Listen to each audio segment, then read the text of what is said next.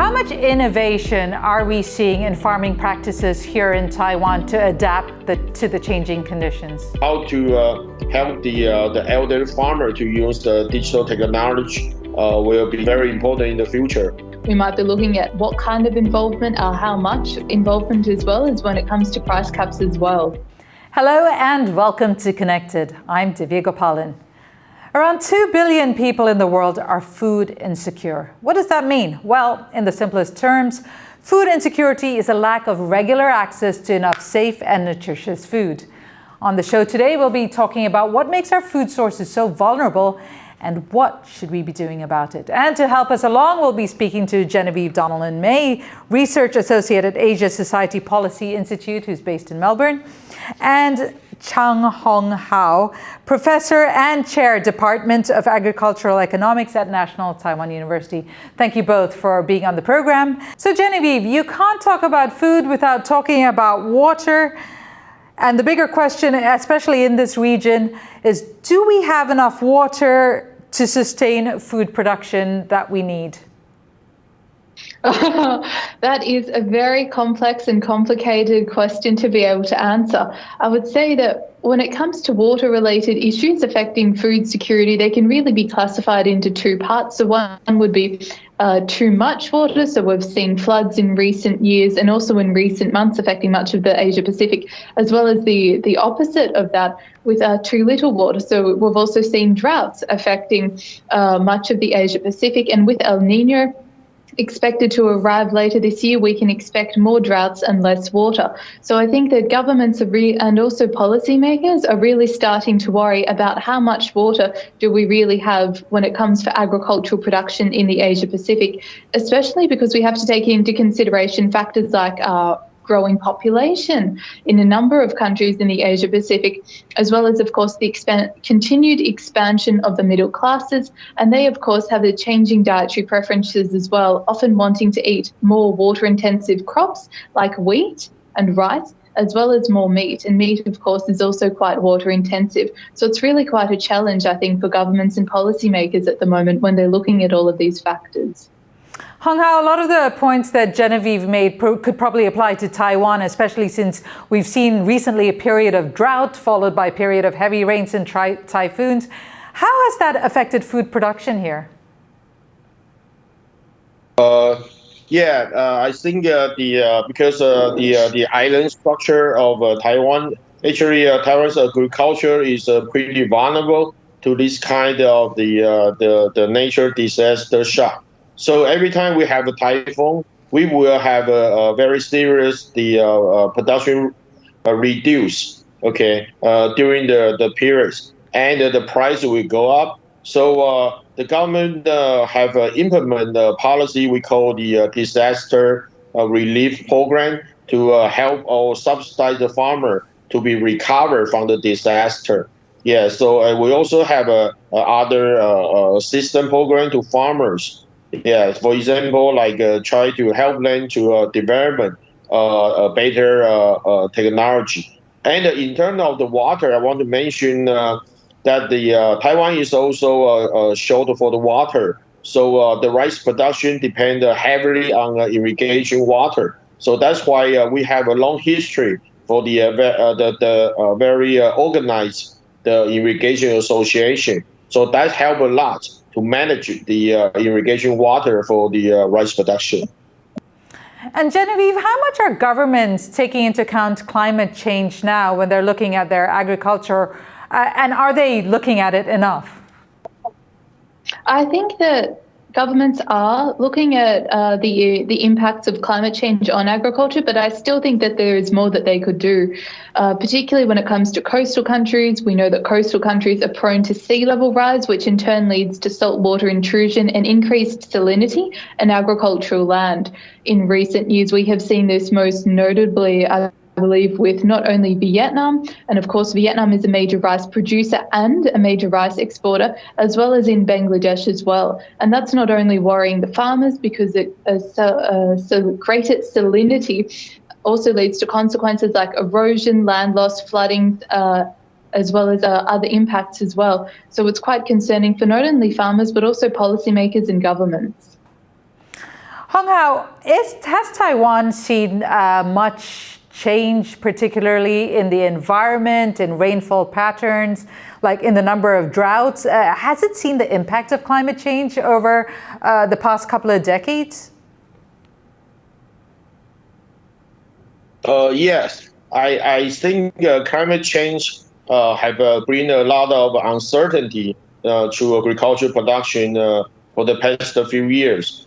Because the one interesting thing is like we relied on the weather prediction in the past, and right now the prediction rate, the correct prediction rate decreased a lot in the past few years. Yeah, so that's all due to the climate change. Yeah, so we still figure out how to handle this problem and have a precise agriculture weather prediction in the future. Because a good weather prediction can help a lot to implement we call the precision agriculture. That's the use of digital technology in production. So everything will depend heavily on the weather prediction. Yeah, that's right. And it's a dilemma for many parts of the world. Now, one of the most challenging regions for agriculture is the Middle East, where there can be extreme temperatures and much of the land is arid. But the United Arab Emirates is finding ways of growing food despite adverse conditions.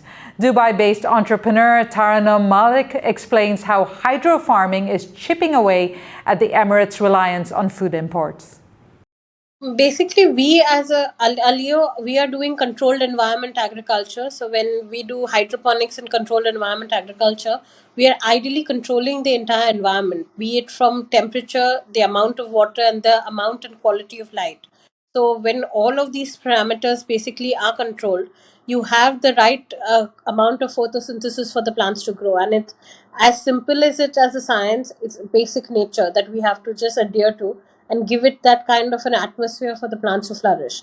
So that's exactly how we, in being in a desert region, are cultivating all our plants. Hung-hao, how much innovation are we seeing in farming practices here in Taiwan to adapt to the changing conditions? Yeah. So government try a different way to make the farming more sustainable. So one way is to promote the digital technology in farming. So we have a lot of the educational program try to help the farmer to adapt the digital technology. And in terms of the labor, I think that's very necessary because given the older structural age of farming in Taiwan, so how to help the elderly farmer to use the digital technology will be very important in the future. Yeah, so the government have promote this kind of educational program a lot in the very rural area. Now, Genevieve, climate change, the pandemic, disruption to food supply chains has resulted in inflation in many countries. And governments, for instance, like in the Philippines, they're starting to put price caps on certain foods like rice. Can you tell us the impact of that and whether that is an effective way of dealing with helping people access food? So in the short term, I would say that it can be quite effective. However, in the medium to long term, it isn't as effective as well. I also think that we could perhaps say that it may be a bit of a slippery slope when we look at government involvement. We might be looking at what kind of involvement, how much involvement, as well as when it comes to price caps as well. So I think that is also something for policymakers and governments to consider. Right, and something else to consider. Now, production involves so much more than just seeds and soil. For instance, in Japan, they rely heavily on imported fertilizers to grow its produce. Genevieve, we briefly gave Japan as an example, but how much does imported food, fertilizers and agricultural product, how much are they taken account when a country looks at its food security? I think in the past they definitely did. In recent years, they haven't. However, the Ukraine-Russia war has definitely changed things. A number of countries in the Asia-Pacific are incredibly reliant on Russian fertilizer and also fertilizer from Belarus. And so due to the sanctions on both countries, as in on both Russia and on Belarus, it's meant that they've had to find alternative suppliers of fertilizer, and often at late notice, which can be quite challenging. Okay, I want to change tack here very quickly to another big issue, not only in many parts of Asia, but especially in Taiwan, is the competition for land. Hung-hao, let's talk about how industry is competing for land with agriculture, particularly in Taiwan, where you have the semiconductor industry, which is so hungry. And what impact is that having on food security here? Yeah, this is a very interesting and important question. So, non-farm sector try to get land for the production for their production, but we still they try to keep a certain farmland to agricultural production is because of the food security. Yeah, so the agricultural sector under great pressure to protect the farmland. So one way we try to promote the protection, farmland protection, is to try to sell the multi-functional value of the farmland. So we know that we try to educate the people that, okay, the farmland not only have the value of production, but also have other benefit. For example, benefit to the environment and society. Yeah, so that's the one way we try to protect the farmland. So without certain farmland on hand, that's very difficult to talk about the food security. I mean, this issue is particularly prevalent in smaller countries, but Genevieve, in general, I mean, the fight between industry and agriculture for resources, how much is that affecting food security in the region? I think that it is affecting food security in the region to some extent. I think no matter if it is in Taiwan, if it is in Singapore, if it is in other countries in the Asia Pacific, there's a lot of competition between the different sectors for not only land that we are seeing, as Professor Chang so eloquently explained, but also in terms of water resources as well. Again, there's competing demands. So we see this with industries, particularly water-intensive industries like semiconductors. They want more water.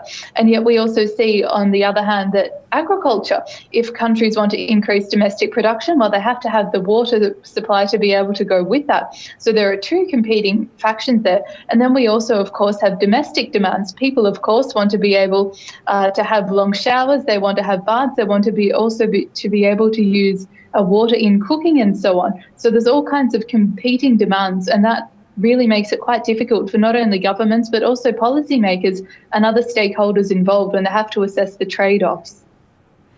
Right, so while Taiwan shares many of the food security issues the rest of the world does, there are many other aspects that are unique here that threaten the island's agricultural development. This film looks at what it calls the dark heart of Taiwan's produce exports and how that, along with misguided politics, has contributed to food insecurity.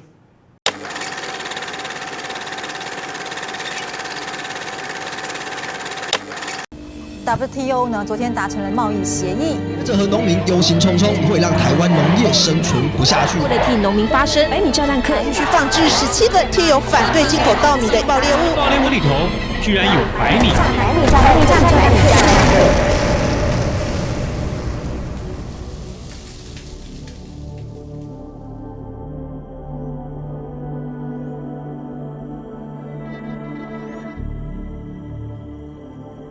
我是彩田友善农作的执行长杨鲁门，自首之后总共判刑5年10个月，他关了大概2年7个月之后被特赦。那时候就想了很多种抗争的方式，如何在确定不会伤人的状况底下，去让政府跟这个社会所重视。许多的教授、老师、立法委员跟社会团体当时支持白米炸弹客跟他所做的事情。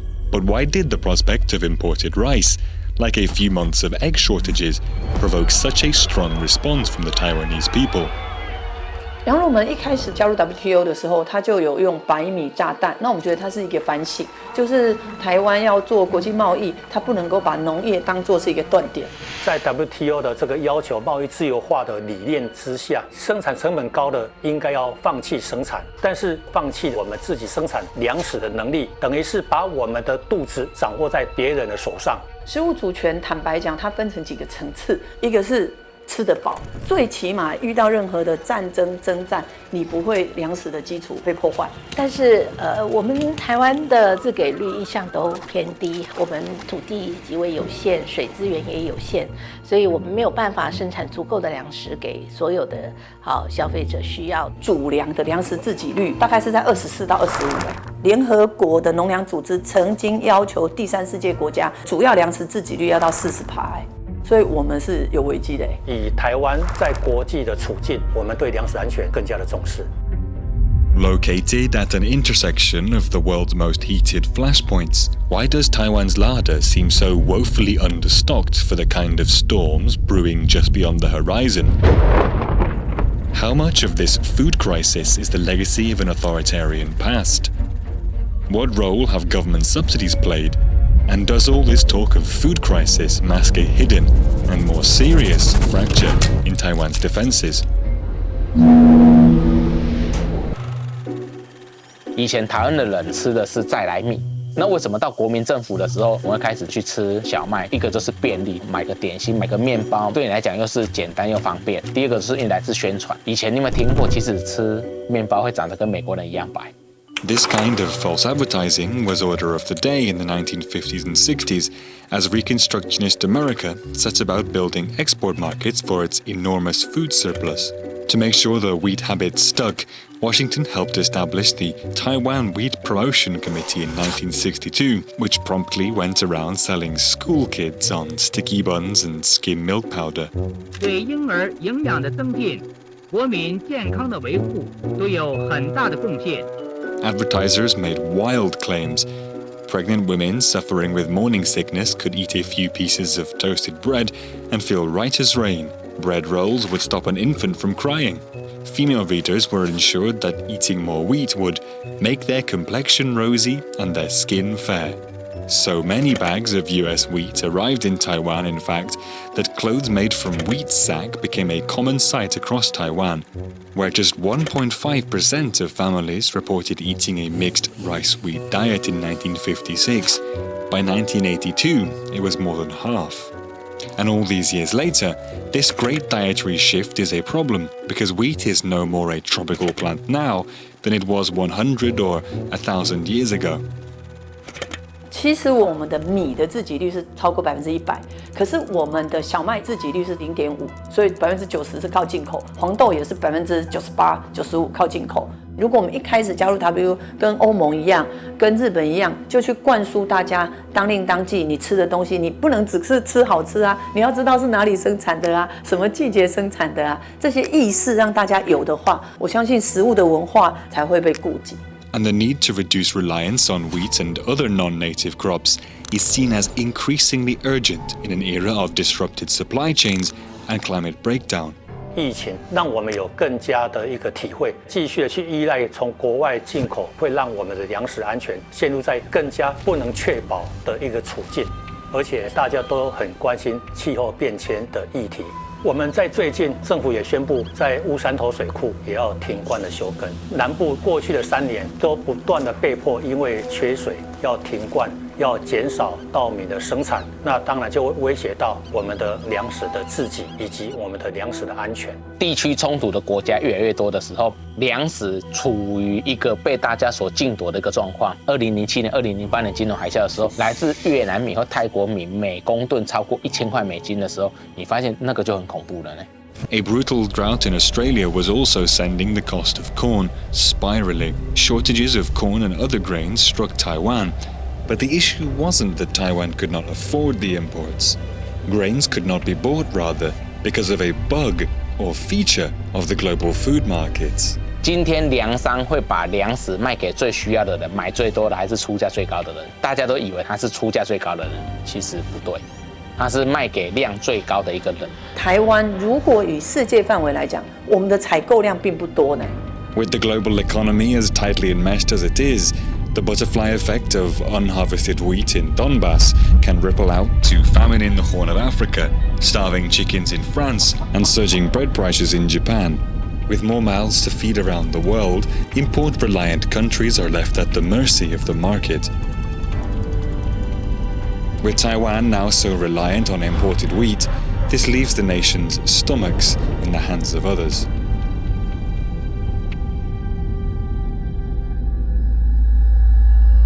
以前的蒋经国啊、李国鼎、孙运璇、尹仲荣跟赵耀东的时候，提出要用农业去发展工业这件事情，让工业变好之后，回头辅导农业。前面这半段有成功，后面这半段就没成功啦。Practically, this has resulted in a fragmented agricultural landscape dominated by a patchwork of small-scale farms, largely dependent on family labor. By nature, then, Taiwanese farmers cannot chase efficiency to the extent of their industrialized rivals overseas. As a result, a culture of heavy agricultural subsidies has grown up in the years since Taiwan democratized. 政府对不起的是50岁以上的农民，因为那些有被政府剥削过。但是50岁以下的农民，你都是享受到好处啊。政府农机也给你补助，一台农机300万，政府给你补贴100万。你买一台车300万，你爸爸会不会帮你出100万的钱？那可能不会啊，但政府会还不用还呢。这几年的政府对农业的支持是越来越大的时候，那你会发现到说，农民是不是也要自己站起来？这些补贴可能往往会有一些副作用，就是会打乱这个市场它的机制，尤其是价格调节的机制。Yet subsidies are multifaceted, ranging from payments for tractors to compensation for farmers who fallow or rest their fields. 我们从1974年开始实施的稻米保价收购。如果说没有这个稻米保价收购，我们今天也不可能出现了稻米生产过剩的情况。而且休耕补贴，它其实是休耕，它并不是废耕。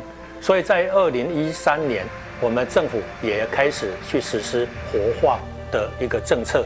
我们也不希望它又回到过去要生产水稻，反而是我们要配合大粮仓的这个计划来推动。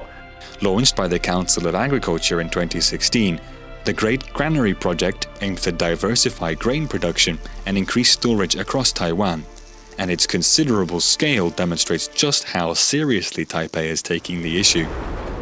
The same level of concern, however, seems absent from a parallel, yet potentially even more severe breach in Taiwanese security.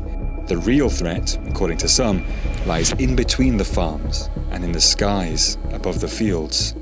Taiwan imports 97% of its energy. In the event of a quarantine, blockade, or an invasion, Taiwan would have pretty severe concerns about energy security. So Taiwan's situation is not unique, but it is uniquely bad. 97% is a scary number, and while Taiwan does have some energy reserves, stockpiles are only just above internationally mandated minimums.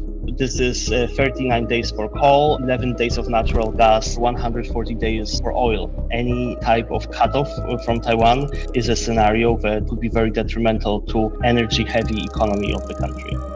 Renewable energy sources are a vital way to bolster Taiwan's energy security. Solar and wind farms, however, are just as hungry for land as their agricultural cousins. There's a trade-off between using land for either agriculture or energy generation. But in general, almost every expert would say Taiwan would be much better served by using that scarce land for its energy security needs, whether that's through onshore solar, onshore wind, or most likely both.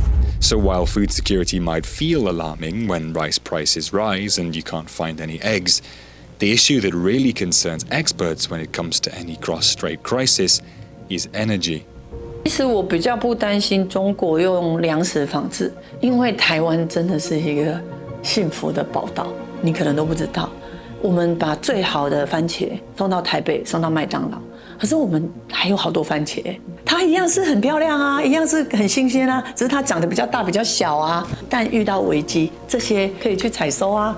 我们对于台湾的农业其实是有信心的，不管是水稻，甚至杂粮、其他的蔬菜、水果、肉，都能够尽量的由我们来生产来提供。能源安全跟粮食安全其实好像是被绑在一起，但是问题是在于能源安全我们能不能保障？我们是需要把能源、粮食跟水啊整体来看，达到一个平衡的发展。Holistic development. More grains, more solar, more wind, less coal, less gas, less imports. It's a story that will now be familiar to many. Taiwan's situation is not unique, it's just uniquely bad. While the market might be a bigger threat to Taiwan's food security than any army, energy dependence could leave Taiwan brittle in any cross-strait crisis, and perhaps easier to crack.